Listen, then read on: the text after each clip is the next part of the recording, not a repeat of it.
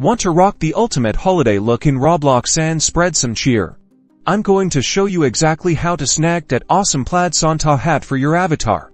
First things first, fire up Roblox on your device. Whether it's your computer, tablet, or phone, head over to the search bar at the top of the screen. It's usually right there in the middle. Now, in that search bar, type in the name of the Roblox game or event that's giving away the plaid Santa hat. It might be called something like Plaid Holiday Event or Winter Wonderland Challenge. Double check the exact name because these things can be specific. Once you're in the correct game, pay close attention to the instructions.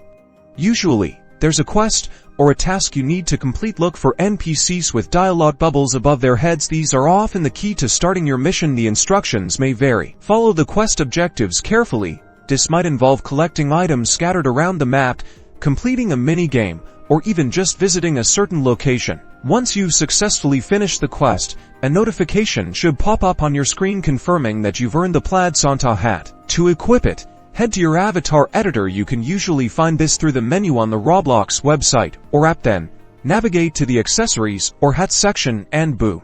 There it is, your brand new plaid Santa hat. Now go out there and spread some holiday cheer. Have fun.